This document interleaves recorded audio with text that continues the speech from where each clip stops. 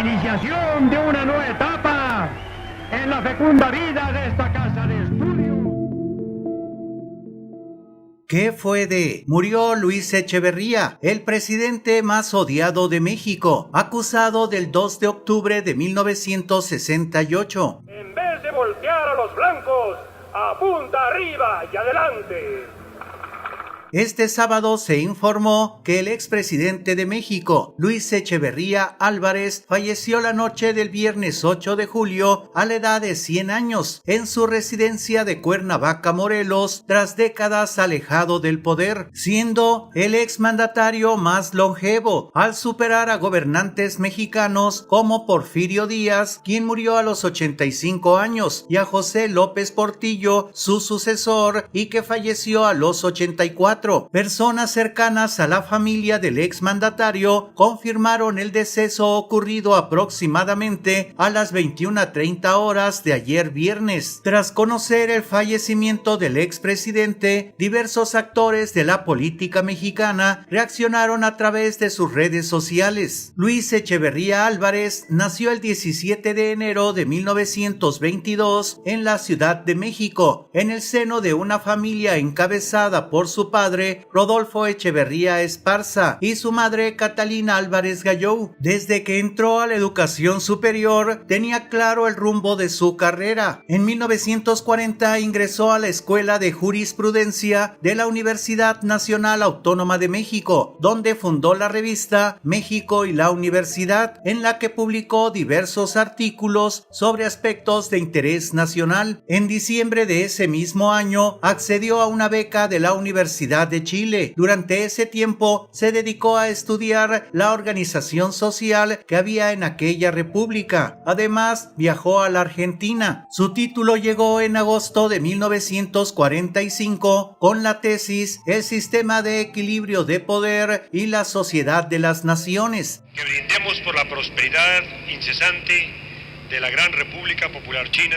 Mismo año en el que se casó con María Esther Zuno Arce, hija del ex gobernador de Jalisco, José Guadalupe Zuno Hernández. De ese matrimonio nacieron 8 hijos: Luis Vicente, María del Carmen, Álvaro, María Esther, Rodolfo, Pablo, Benito y Adolfo. En 1946 ingresó al Partido Revolucionario Institucional PRI como secretario del general Rodolfo Sánchez Taboada, presidente del Comité Ejecutivo Nacional de ese partido. Poco después fue nombrado oficial mayor de la Secretaría de Educación Pública. En 1958, tras participar en la campaña de Adolfo López Mateos, fue nombrado subsecretario de Gobernación y en 1964 logró ser titular de la misma dependencia durante el periodo presidencial de Gustavo Díaz Ordaz, periodo en el cual ocurriría la matanza de estudiantes del 2 de octubre de 1968 y por la cual sería inculpado de autoría intelectual de la misma. Tras disputar la candidatura presidencial con el doctor Emilio Martínez Manatú, el 8 de noviembre de 1969 fue designado candidato del PRI para el periodo 1970-1976 con el lema "Con la revolución y la constitución, arriba y adelante", tratando de distanciarse de Gustavo Díaz Ordaz y de la represión estudiantil. Realizó una exhaustiva campaña electoral hasta los lugares más apartados del país. Gobernar será distribuir